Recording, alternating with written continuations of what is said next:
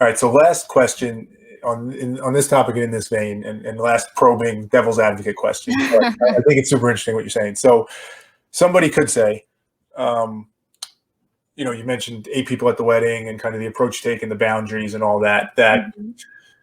That's limiting, right? Like what's being done is to it's not actually tolerating discomfort as much as it's avoiding the discomfort. Right? If I keep the circle small, then I don't have to interact with people. I don't have to deal with the potential issues that come. And this is me speaking as myself too, because I'm very much in the same boat.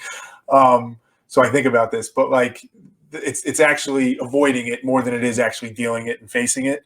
Mhm. I think I know directionally the answer you're going to give, but I'm just curious what you would say to that view of like there's a dark side to it. I mean, yeah. So like our bridal shower wasn't very big, and like we didn't get tons of presents and like all of that. But I think that it's more so because I'm an introvert. And because I have a limited amount of energy that I can give other people. So it's not that I am not willing to build those relationships. It's just like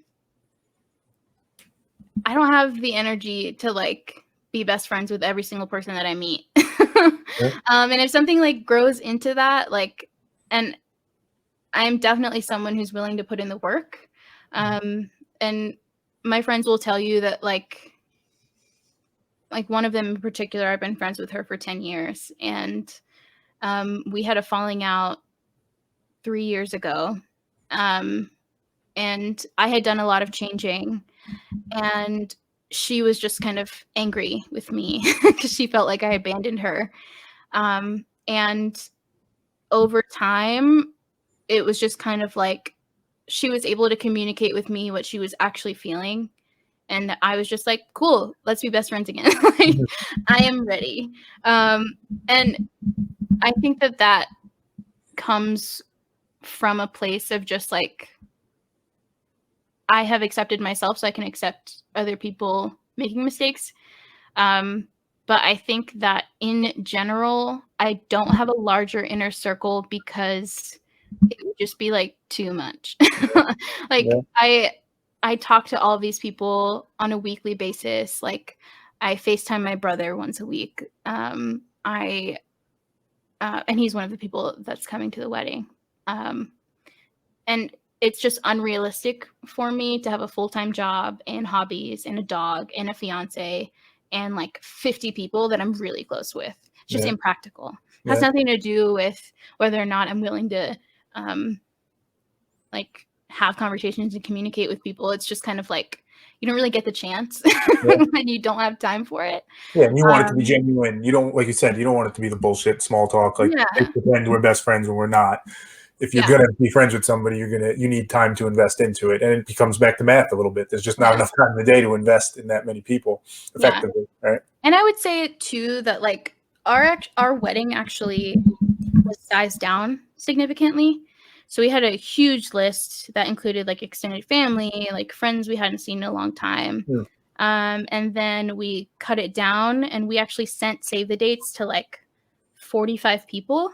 And I would say that those people are, like they also know me pretty deeply and well, but I don't necessarily talk to them every day or every week. And then we cut it down even smaller to those 8 people. And those are the ones that we like really talk to all the time. And I, that some of those people kind of flow in and out of the circles, like you're going to be closer to some people and then you kind of get closer to other people, but you still know them. It's just kind of how life goes. But I think it's also just like knowing what your limits are. Like, I think that like I couldn't handle any more people that I talk to that often. But my best friend, who's an extrovert, can handle like 20.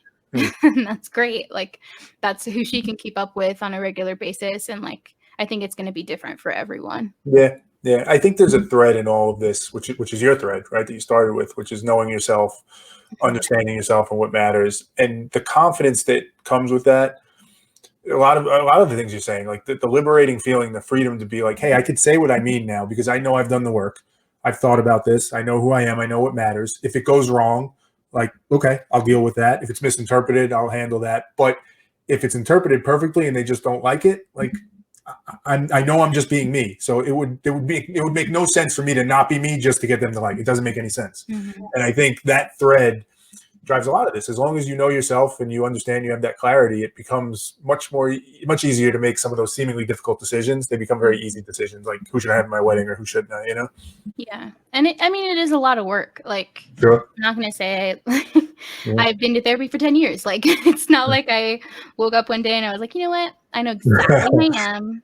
I know exactly what I'm going to tell you. Yep. And, you know, just fuck it. You know, Yep. like if you don't want to be my friend, like that's just not at all how it went.